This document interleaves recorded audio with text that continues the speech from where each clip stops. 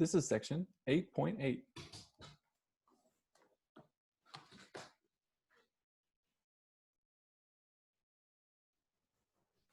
Section 8.8 deals with catalytic hydrogenation reactions of alkenes.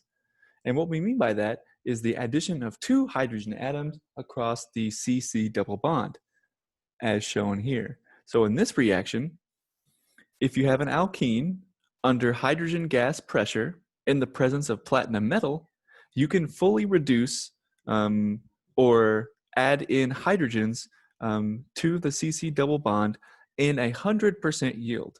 These are very good reactions that are run, and they're called heterogeneous catalysis because platinum is a metal that is not in the same phase as the other reactants. It's a solid, the alkene is a liquid, and the hydrogen is a gas. The platinum, the catalyst, is in a different phase, and because it is in a different phase than the main substrate, we call that a heterogeneous catalysis reaction. Hydrogenation does not have to be heterogeneous, but in this case, it is. And there's stereospecificity here in the catalytic hydrogenation using platinum because, again, there's a top face of the alkene and a bottom face of the alkene. And you have syn addition of the two hydrogens.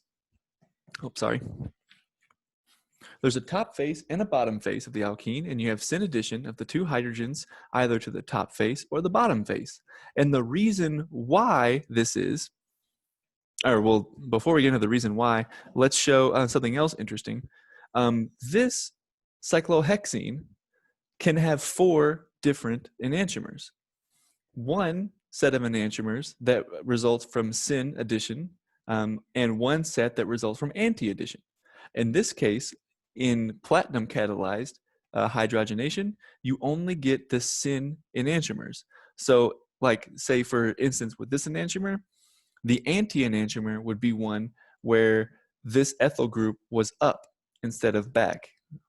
But in this case, you can't form that one. You only form either the both back or the both forward enantiomers. And that's because of syn addition. And the reason why it's syn addition instead of trans addition or anti-addition is because you can think of the platinum metal, its surface, as kind of just like a shape, like a sum polygon. In this case, this is like a cuboid rectangle. And on that shape, on the surface of it, are all of these hydrides, because platinum is very good at turning hydrogen into it's very good at turning hydrogen gas into individual hydrogen atoms bonded to the metal surface.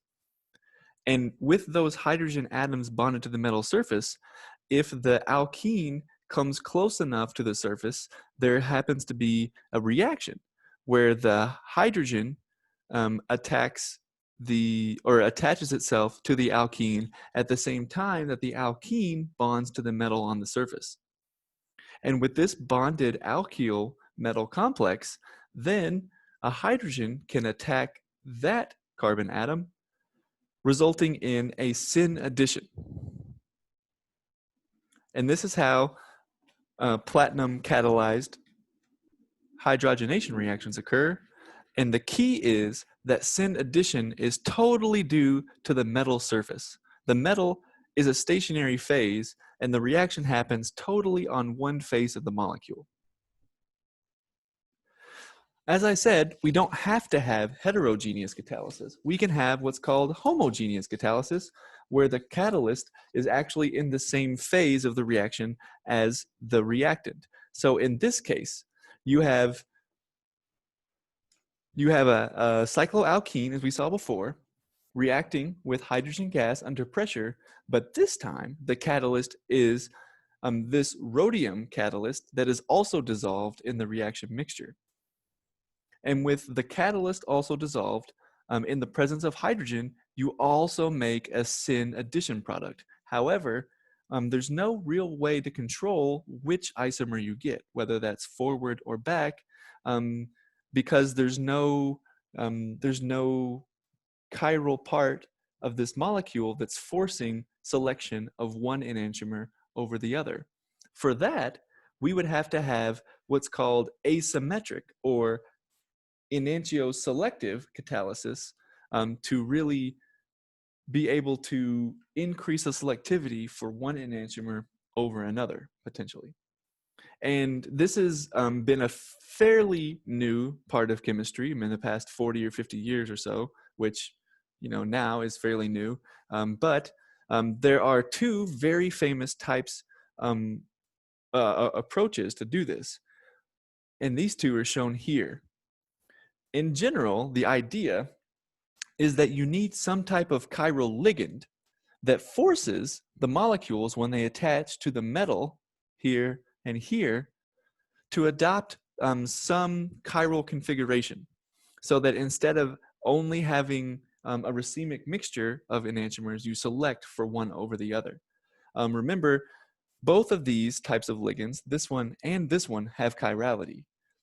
This phosphorus ligand has chirality using the wedge dash structure, like you're used to seeing, but this binap or binaphthyridine type ligand has axial chirality. That's why these sections of the molecule are in wedges, because you should think of this coming out of the page and this part coming out as well. So the ruthenium here also has a chiral environment, just like this rhodium does.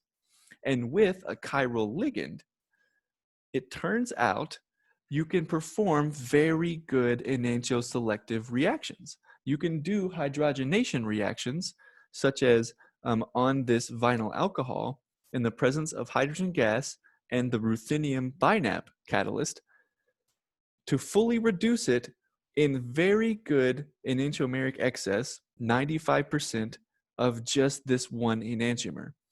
Notice how the methyl is pointed up, and we don't talk about the methyl pointed down version.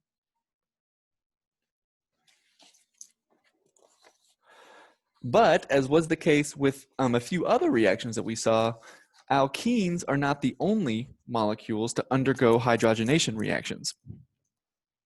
Alkynes also undergo hydrogenation reactions, and details of those reactions are found in pages 411 and 412 of your book in Chapter 9. If you have an alkyne like this one, and you submit it to heterogeneous catalytic hydrogenation, just as we saw before, with two equivalents of gas molecules now, you fully reduce the alkyne all the way to the alkane. You can't really control it because the reaction is so good.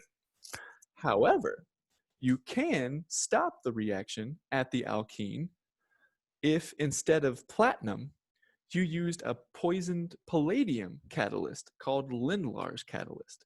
This palladium has been poisoned with a little bit of calcium carbonate and lead oxide.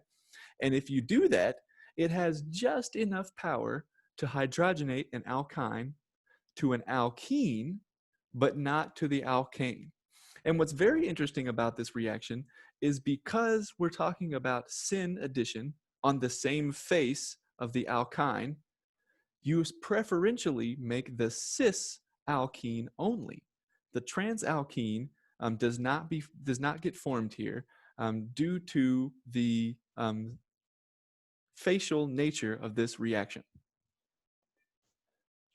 So this has been section 8.8 and alkyne hydrogenation.